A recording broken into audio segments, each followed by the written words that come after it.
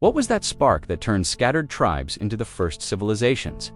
Join us as we journey back in time to a moment when the very Earth was reshaping itself, and with it, the destiny of humanity.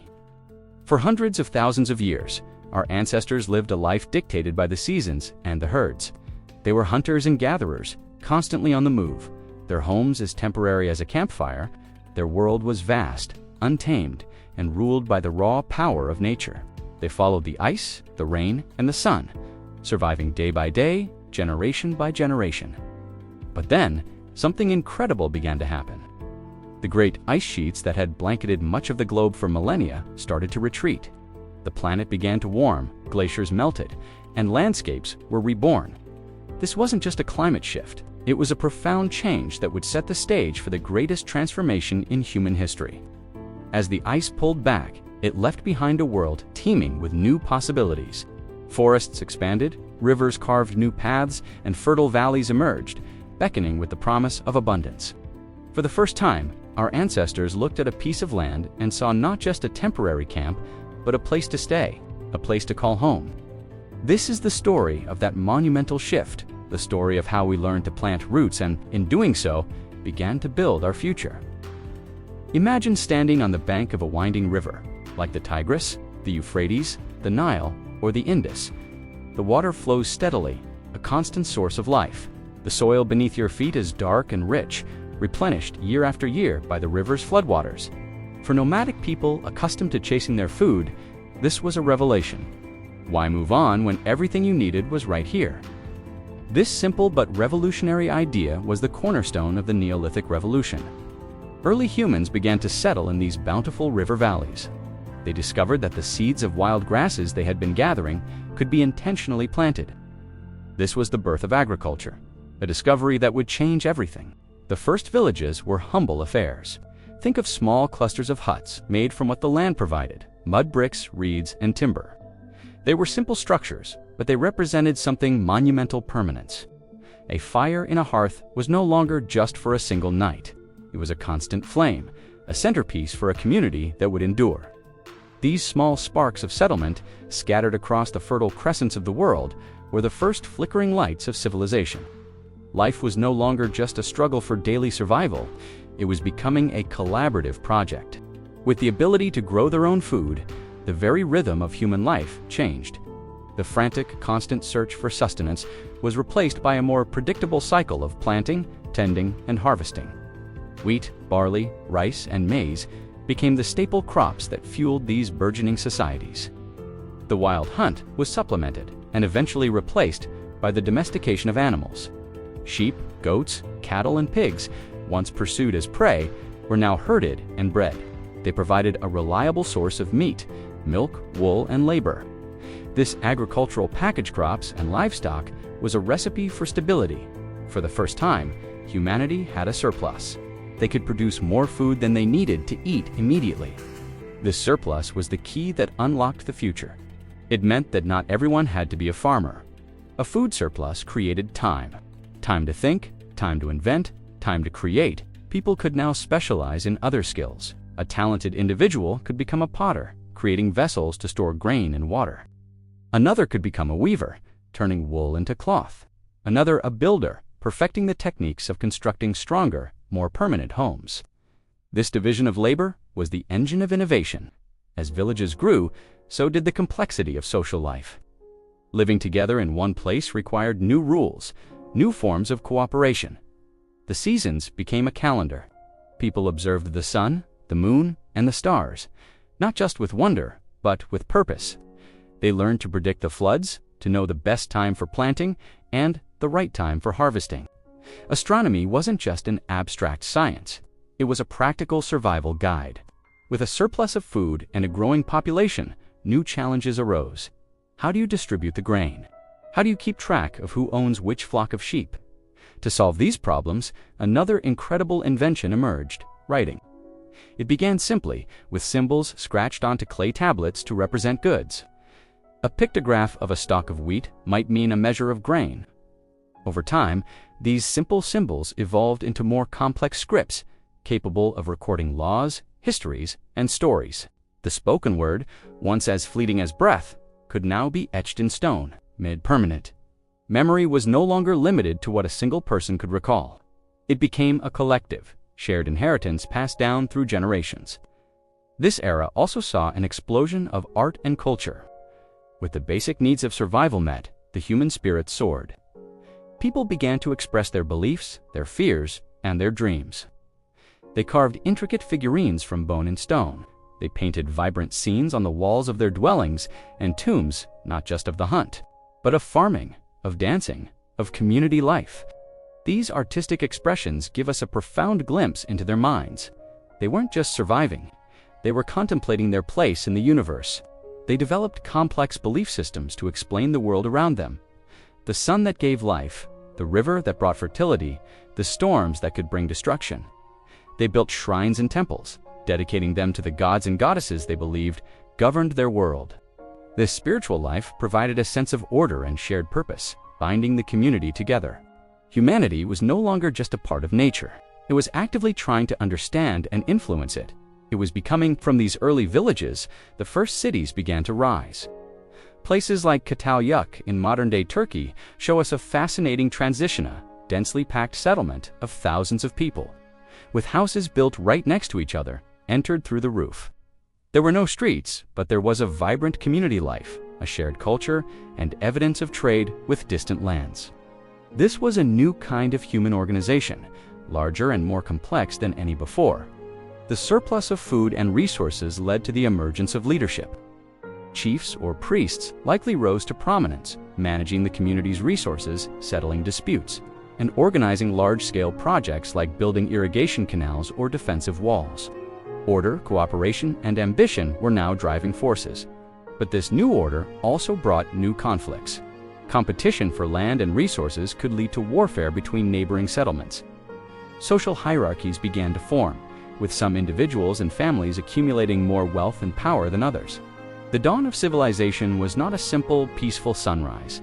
It was a complex and often turbulent process of trial and error.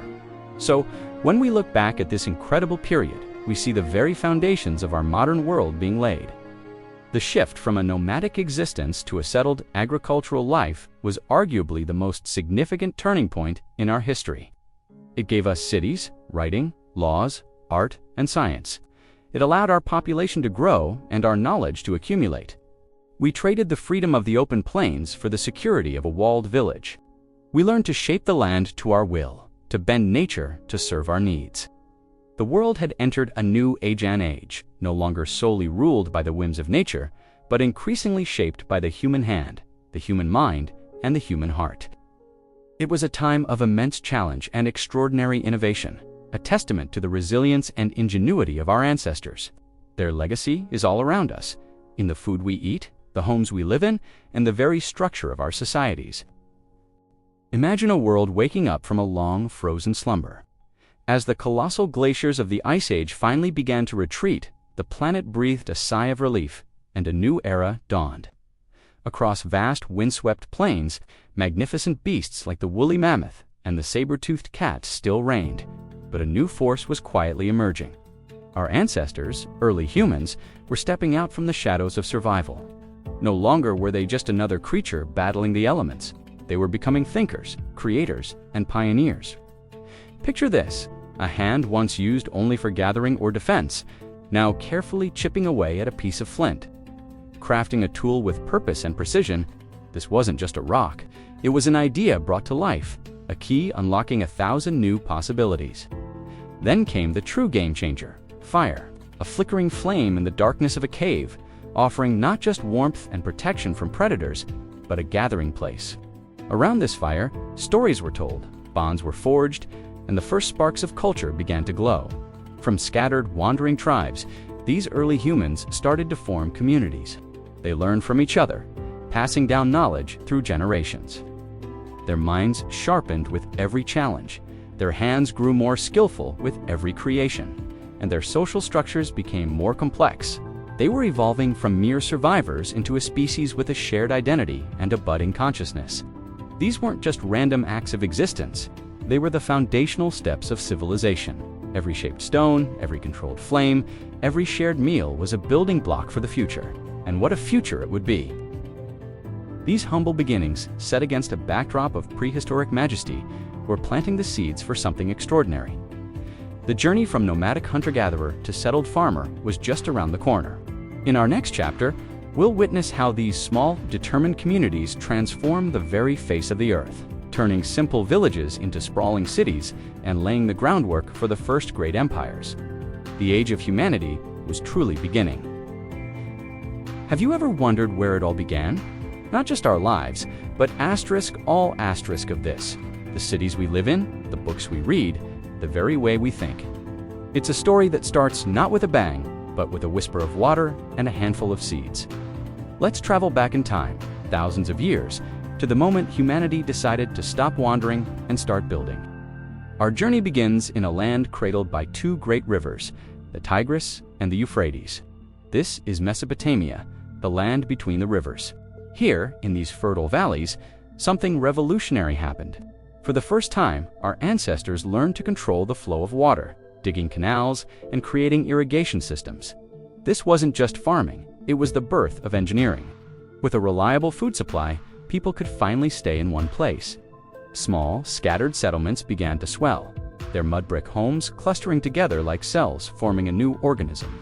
These weren't just villages anymore. They were the world's first cities. Uruk, or Babylon. Imagine walking through the streets of Uruk over 5,000 years ago. The air is thick with the smell of baking bread, the sound of merchants haggling, and the constant hum of human activity. Massive walls, stretching for miles, rise to protect the bustling population within. At the city's heart, a towering ziggurat pierces the sky, a man-made mountain connecting the earth to the heavens, a place for gods and priests. Palaces emerge, not just as homes for rulers, but as centers of administration, power, and wealth. For the first time in history, humanity wasn't just surviving against nature. We were actively organizing it, shaping the world to fit our needs. But the most incredible invention to come out of Mesopotamia wasn't made of brick or stone. It was an idea. As society grew more complex, people needed a way to keep track of things. How much grain was in the storehouse, who owned which piece of land, what laws the king had decreed. So they took a simple reed and pressed it into wet clay. These marks, these little wedge-shaped symbols we call cuneiform, were the first form of writing. This is a moment that sends shivers down my spine. This is the birth of history itself. For the first time, human thoughts, stories, and knowledge could be preserved and passed down through generations, no longer reliant on memory alone. The stories of kings like Gilgamesh, epic poems of creation and floods, the first legal codes, they were all etched into these clay tablets, allowing us to hear the voices of our most distant ancestors. Now, let's travel southwest, across the deserts, to another river that gifted life to a civilization. The Nile, in ancient Egypt, life was dictated by the river's rhythm.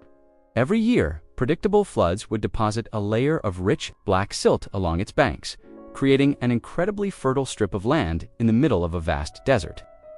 The Egyptians called their country Kemet, the Black Land. This reliable cycle of flood and harvest gave them a unique sense of stability, order, and cosmic balance, known as mat.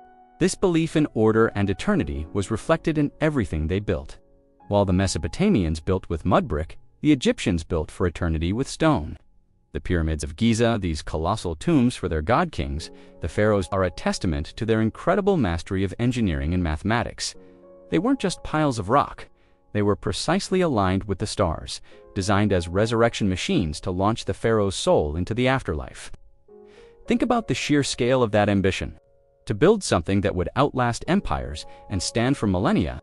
Further south along the Nile, magnificent temples rose at Karnak and Luxor, not just as places of worship, but as sprawling complexes that were the economic and spiritual hearts of the empire. Inside, towering columns carved with hieroglyphs tell stories of gods and pharaohs. Hieroglyphs, their sacred carvings, were another beautiful form of writing, a mix of pictures and symbols that adorned tombs and temples, preserving their beliefs and history in a visually stunning way. From the meticulous process of mummification to their advanced knowledge of medicine and astronomy, the Egyptians created a civilization that was deeply spiritual, technologically advanced, and utterly captivating. But Mesopotamia and Egypt were not alone. Let's journey east to the vast plains of the Indus River Valley, in what is now Pakistan and India. Here, another great civilization flourished, one that is still shrouded in mystery. Cities like Mohenjo-daro and Harappa were marvels of urban planning, far ahead of their time. They were built on a precise grid system with wide streets and, most remarkably, sophisticated water management systems. Nearly every home had a bathing area and a connection to a city-wide drainage system. This focus on sanitation and public works is something you would unsee again on this scale for thousands of years. What's fascinating about the Indus Valley civilization is what we don't see. We don't find grand palaces, monumental temples, or lavish royal tombs like in Egypt or Mesopotamia. There's little evidence of a powerful king or a warrior class. Instead, we find a society that seems to have been remarkably egalitarian and peaceful. Focused on trade and craftsmanship, they're beautiful, intricate seals, carved with animals and an elegant script that we still haven't deciphered, have been found as far away as Mesopotamia. This tells us they were part of a vast network of trade. What happened to them? Why did their cities decline? The Indus script remains one of the great unsolved puzzles of the ancient world, a silent testament to a lost civilization. And our journey continues further east to the banks of the Yellow River in China. Here, civilization arose in dialogue with a powerful and often unpredictable river. The legendary Xia dynasty and the historically confirmed Shang dynasty laid the foundations of Chinese culture.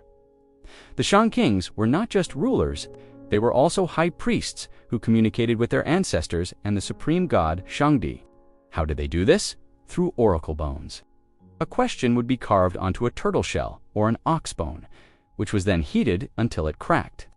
The royal diviners would interpret the patterns of the cracks to find answers from the spirit world. These inscriptions on the oracle bones are the earliest form of Chinese writing, the direct ancestors of the characters used today. This is an incredible, unbroken thread of culture stretching back over 3,000 years. The Shang were also masters of bronze casting, creating incredibly intricate and beautiful ritual vessels that are masterpieces of ancient art. These weren't just objects, they were tools for communicating with the ancestors, reinforcing the social and spiritual order. So, from the Tigris to the Nile, the Indus to the Yellow River, humanity wasn't just building isolated worlds. They were discovering something even more powerful: connection. Trade routes began to stretch like veins across the continents, carrying not just goods like lapis lazuli from Afghanistan or tin from Anatolia, but something far more precious: ideas, writing systems, mathematical concepts like the 360-degree circle from Mesopotamia, architectural techniques, and astronomical knowledge flowed between these cultures. The stars that once guided nomadic hunters were now being mapped by priests and astronomers to predict floods, plan harvests, and align temples. Humanity had started a global conversation. From dust and water, from clay and stone, we began our greatest project. We stopped being mere subjects of the natural world and became its architects. This wasn't just the dawn of civilization, it was the dawn of our shared human story. The moment we started building the foundations of the world we all inhabit today, it's a story of innovation, connection, and the unyielding human drive to create order from chaos and build a legacy for the future. Thank you so much for joining me on this journey back to the dawn of everything. If you found this as fascinating as I do, please hit that like button and subscribe to the channel for more deep dives into our incredible shared history. Don't forget to ring the bell so you won't miss our next adventure. See you next time.